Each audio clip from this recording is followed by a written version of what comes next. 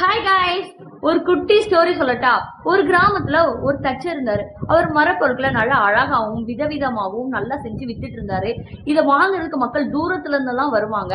பார்த்துட்டு இருந்த ஒரு பையன், நம்ம அந்த ஐயாட்ட போய் நம்ம வேலை கேட்போம், நம்மளுக்கு இதுல ஆர்வம் அதிகமா இருக்கே அப்படின்னு சொல்லிட்டு அந்த ஐயாட்ட போய் வேலை கேட்கிறான். ஐயா, எனக்கு இது மேல ஆர்வமா இருக்கு மரப்பொருட்களை செய்யறதுக்கு, எனக்கும் உங்க வேலையை கத்துத்தாங்க அப்படின்னு சொல்லி அந்த ஐயாட்ட கேட்கிறான். அதுக்கு அந்த தச்சர் மனசுக்குள்ள யோசித்தாரு, இவனுக்கு ஒரு டாஸ்க் கொடுத்து அப்புறமா இவனை வேலை சேர்த்துக்கலாம் அப்படின்னு சொல்லிட்டு ஒரு காலி மரப்பெட்டி, அதாவது ஒரு பிளெயினா பார்க்கவே நல்லா அந்த மரப்பெட்டியை வந்து கொடுக்குறாரு. இத நல்ல மதிப்புள்ள பொருளா நீ மாற்றி நல்ல விலைக்கு சந்தையில விச்சுட்டு வாப்பா அப்படின்னு சொல்லி அந்த பெட்டியை கொடுக்குறாரு.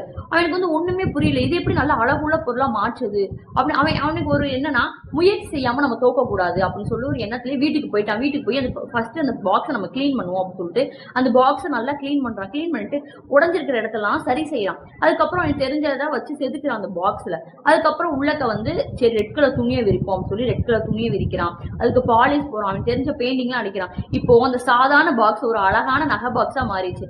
இப்ப சந்தையில கொண்டு போய் விற்கிறான். ஒருத்தவங்க சொல்றாங்க, ஆஹா இது நகை வைக்கிறதுக்கு அழகா இருக்கே.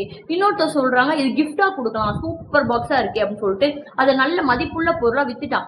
இதை நடந்ததெல்லாம் அந்த ஐயா சொல்றான், ஐயா நான் இந்த மாதிரி நல்ல விலைக்கு இந்த இப்படிலாம் யோசிச்சு இந்த மாதிரிலாம் பண்ணி வித்துட்டேயா அந்த பாக்ஸ் அப்படின்னு சொல்றாரு. அந்த ஐயா அந்த பையன்கிட்ட சொல்றாரு, நம்ம எவ்வளவு பெரிய ஆளா இருந்தாலுமே நம்ம உழைப்பு, நம்ம நேர்மையான குணம், நம்ம பொறுமை, நம்ம பிறரிடம் காட்டு அன்பு, இததான் நம்மளுக்கு உண்மையான மதிப்பை தெரியுது. அந்த காலி பாக்ஸ் எப்படி உன் உழைப்பை வச்சு நல்ல மதிப்புள்ள பொருளாச்சோ அதே மாதிரிதான் உன் குணத்தை வச்சு மனிதர்கள் மதிப்பார்கள் அப்படின்னு சொல்லி அந்த பையன் சொன்னார். இந்த கதையில இருந்து என்ன புரியுதுன்னா, நம்ம எவ்வளவு பெரிய ஆளா இருந்தாலுமே சரி, பணக்காரங்களா இருக்கட்டும், ஒரு நல்ல பதவியிலேயே இருக்கட்டும், இந்த மாதிரி இருந்தாலுமே நம்ம குணத்தை வச்சுதான் நம்மளை மதிப்பாங்க. நம்ம எவ்வளவு பெரிய பணக்காரங்களா இருந்து நம்ம நல்ல போஸ்டிங்ல இருந்து அடுத்தவங்களோட திமிர் குணத்தோடையும் பாசமே இல்லாம கடுமையான சொற்களையும் நடந்தா நம்மள அங்க போய் தப்பாதான் பேசுவாங்க. அது மாதிரி நம்ம பெரிய பதவியில இருந்து அடுத்தவர்கள்ட்ட அன்பாகவும் பணிவாகவும் நடந்துட்டா, ஆக அவங்க நல்ல மனுஷன் அப்படின்னு சொல்லி நம்ம 4 பேர் நம்மளை மதிப்பாங்க. இதுதான் உண்மை.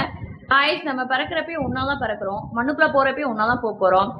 மனிதனின் உண்மையான மதிப்பு அவன் பிறப்பில் இல்லை, அவன் உழைப்பிலும் நல்ல குணத்திலும் தான் இருக்கிறது. நான் சொல்ற ஸ்டோரி உங்களுக்கு புரிஞ்சிருக்கும்னு நினைக்கிறேன். இந்த மாதிரி ஸ்டோரிஸ் பார்க்கணும்னா நம்ம சேனலை சப்ஸ்கிரைப் பண்ணுங்க, லைக் பண்ணுங்க. Please support guys. பாய்.